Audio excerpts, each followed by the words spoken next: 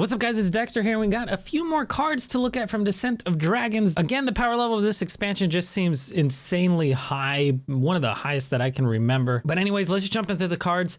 Here we got a 4-mana 3/9 neutral taunt card, Zuldrak Ritualist. It has a battle cry where you summon 3 random 1-cost minions for your opponent. So you're giving them a lot of tokens, which may not be good, especially if you're playing against Shaman and they have ways to cheat out big minions for cheap if there are a lot of minions on the board. Not great if you're playing against Sea Giant and stuff like that, but actually a super good tech card if you're playing against decks that want to res things, maybe res priest, or if combo priest ever becomes an issue again, you can kind of just tech these in and ruin their pool, their res pool, right? They don't want to res a random 1-cost when they could be resing maybe a Met, or maybe they're res priest and they want to res something huge like a Mashog Enforcer. So I don't think this card is going to be a staple in any list, but I do love it as a tech card, so I'm going to give it a 3 out of 5. So we got Sanctuary, a side quest for Paladin, where if you take no damage for a turn, you summon a 3/6 minion with Taunt. And initially I was looking at this from a controls perspective, and I just didn't really like it that much. I thought it was a bit too slow. In order to actually activate it, you're going to need your timeout, or you're going to need a Pyro Equality and then hope this goes off the next turn. And it just seemed like doing nothing for 2 mana was just not great. But when I look at this from like a mid-range or an aggro perspective, I actually like it quite a bit. If you play this on 2, your opponent doesn't give you any damage at all. You get a 3/6 that can protect your board, or you can just use it to slap things in the face, right? Maybe in a Highlander deck, this is going to be totally fine. And it just aggro decks in general. You know, you play something on 1, your opponent does nothing. You play this on 2, maybe your opponent does nothing again, or maybe they play a 2-drop. The following turn, you're going to summon that 3/6, and then you're also going to have 3 mana or whatever. You could develop another minion. But then you're gonna have a huge board by turn 3. Like that's pretty cool. That's pretty insane. And the more I think about this card, the more I like it. So I think I give this a 4 out of 5 actually. All right, so we got Flik Skyshiv, a 6-mana 4/4 legendary rogue card here with a battle cry: destroy a minion and all copies of it wherever they are. It doesn't matter if they're on the board, they're in your own deck, or they're in your opponent's deck. This thing is going to just destroy those. Looking at this card for just destroying a minion, not worrying about the copies and anything like that, it still seems really solid. It's an assassinate with a body on it, right? Assassinate's 5 mana, destroys something. This destroys something. It's 1 more mana, but it's a 4/4, which is not bad. It's not something to be taken lightly. But the fact that it destroys a minion and all copies of it is it's pretty bonkers. If your opponent plays some Oasis Surgers, you kill the Oasis Surger, it's gonna kill both of them on the board, the one in their hand, the one in their deck. Maybe you played Zephyrus, your opponent hasn't played their Zephyrus yet. You just destroy your own Zephyrus, so it'll kill their Zephyrus, so you don't have to worry about that anymore. If your opponent hasn't played their Kronx yet, but you already played your Kronx, it's still on the board, might as well kill it and get rid of their Kronx. So the flexibility of this card, I love it. It seems like it's gonna be in every single rogue deck until it rotates. So if you're a rogue player, you plan on playing rogue, I can almost say you want to craft this day 1 without even seeing the rest of the set. This is definitely a 5 out of 5 card. One of the coolest cards I've seen here, Valdris Felgorge, a 7-mana warlock card with a 4/4 stat line, and the battle cry: increase your maximum hand size to 12 and you draw 4 cards. Now, I think a lot of people are going to think of Sprint at 7 mana, which draws 4 cards, but it doesn't increase your hand size, and it doesn't give you that 4/4 stat line. So this is way better than Sprint. And then increasing your hand size to 12, like that's so cool. That's such a cool mechanic. Warlock has been known to run handlock lists, and I think maybe we're going to be leaning towards more handlock, which is a really fun archetype to play. I'm pretty excited about that. I think something to consider is that this will not only be played in handlock lists, but probably all warlock lists. If you're playing Zoo, it's pretty nice to draw 4 cards, right? So maybe you're still gonna be playing this in something like that. Or maybe if there's a mid-range build, you're still gonna use this guy. He's so flexible, he's so good. Increasing the hand size is so cool. Like you're gonna run him if there's a Highkeeper Raw sort of build, you probably wanna run this guy as well. So this is another card that seems like a staple in a lot of warlock decks, and this is definitely a 5 out of 5 again. All right, so we got Abyssal Summoner here, a 6-mana 2/2 warlock card with with the battle cry, summon a demon with taunt and stats equal to your hand size. Now, because we just saw Valdris, we can kind of feel like handlock is going to be a thing. And if handlock's a thing,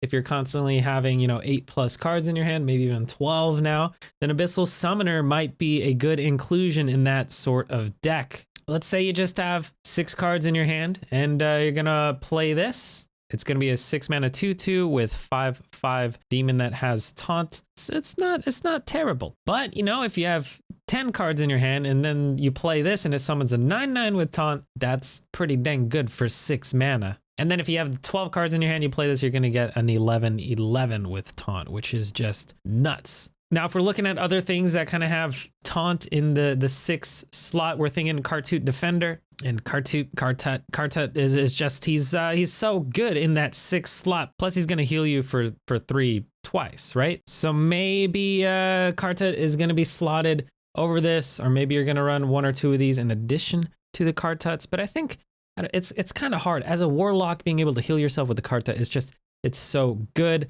that maybe that 6 slot might become a little bit too crowded in order to actually play the Abyssal Summoner. I'm gonna give this card 4 stars though. I think it's very good. I just don't know if it's going to take over a Kartut Defender.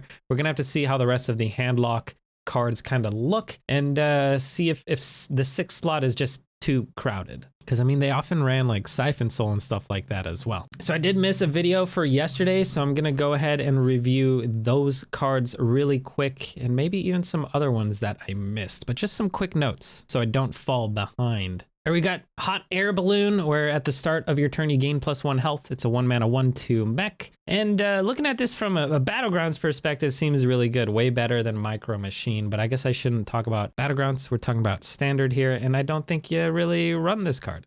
It's very easily removed. I mean, it's better than Mekaru, I guess, in certain situations, especially if it doesn't die that first turn. There aren't that many great 1-drops anymore, so it's kind of got the okay stat line. But again, I don't think we're going to see this played too much. I'm going to give this 3 stars. We got Camouflage Dirigible here, 6-mana 6/6 mech with the battlecry. Give your other mech stealth until your next turn. This doesn't seem too valuable for me. Maybe I'm not thinking of a certain combo that can be done, but it doesn't seem great. The stats are just okay for a 6 mana, and it doesn't necessarily do anything the turn you play it. So I don't really see any of the Coppertail Imposters being played. And while the Imposter stealths itself and not, your friendly minions, I think it's still a similar sort of feel, a similar mechanic. So unless we see another card that makes us like this Camouflaged Dirigible, I'm going to give it like a 2 out of 5. I got Varanus, a legendary hunter dragon, 6-mana 7/6. This card is so cool. It's like a hunter's mark that's applied to your opponent's entire board. It changes the health of all enemy minions to 1. This is super, super good. Hunter kind of lacks AoE. They had Deathstalker Rexar for a little bit, but they don't really have anything similar to like an Arcane Explosion or a Flame Strike or a Hellfire or anything like that. But they do have a lot of 1/1 minions that have Rush. You could do Unleash the Hounds with this. You could do some Rapid Fires. You can use, I don't know, maybe you have Halazi in a similar Beast Dragon sort of build. You can have Spring Paws. Desert Spear is insane, and just being able to clear through all of those with Varanus is it's great. Plus the stat line is just fine. It's a 6-mana 7/6. I wish it was a 6/7 instead of a 7/6, but I feel like this is going to be ran in a lot of hunter builds, even if they're not dragon hunter builds. 5 out of 5 card for me. Oh my god, okay. See, I've been saying cards are 5 out of 5, but this one, Kronx Dragonhoof, 6-mana 6/6 battle cry. Draw Galakrond. If you're already Galakrond, unleash a Devastation. Let me see if I can pull these up real quick. Yeah, so for Devastations, we have Decimation, deals 5 damage to the enemy hero, restore 5 health to your hero, lifesteal 5 damage to your opponent's face. Reanimation, you get an 8/8 dragon with taunt. It's a lot of stats for 6 mana. You're gonna have 14 worth of stats. Domination, give your other minions +2/+2. So if you already have a strong board and you play this guy, that's a big buff to your board. Then we got Annihilation, where you deal 5 damage to all other minions. So nice little board clear. So he's super flexible.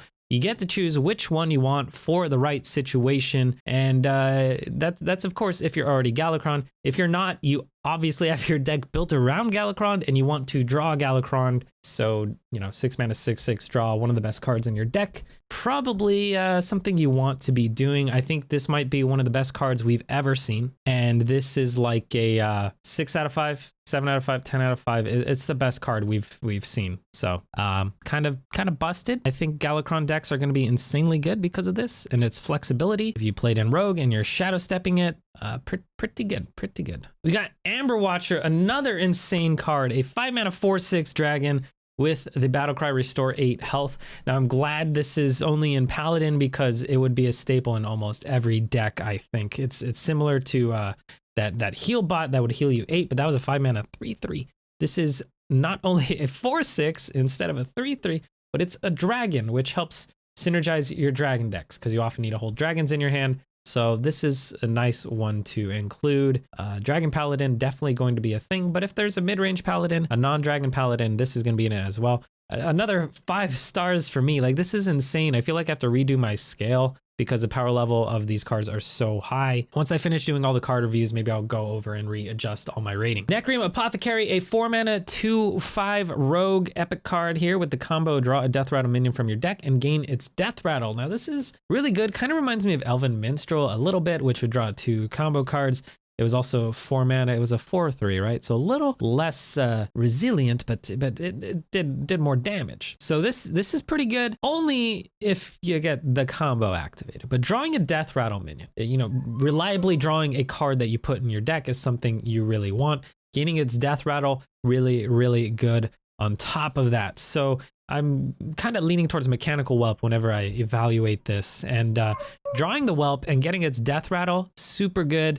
And then you can trigger this with a Nekrium Blade, maybe use Nekrium Vial, or maybe it just dies at some point and someone's at 7/7. Super strong. And then you have the Whelp in your hand, which you can play later on. I like this card a lot. I hope Death Rattle Rogue becomes a thing. It's always fun to mess around with Death Rattle Rogues. I'm going to give this 4 stars. And if there's a Death Rattle Rogue list that does emerge, I think this will be a staple. All right, Crazed Netherwing, 5 mana 5/5 dragon with the Battlecry. If you're holding a dragon, deal 3 damage to all other characters. So it's a Hellfire on a stick, right? Hellfire, 1 more mana, but you get a 5/5 worth of stats. And it's a dragon, so if you need dragons in hand, this is great to just increase that consistency. This is super good, reminiscent of Abyssal Enforcer, which was a fantastic card. Another, again, 5 out of 5 cards. And to synergize with that, we have Nether Breath, which is a 2 mana spell for Warlock where you deal 2 damage, and if you're holding a dragon, you deal 4 damage with Lifesteal. Now, Lifesteal is something that is huge for Warlock. They really like that Amethyst Spellstone from, before it rotated.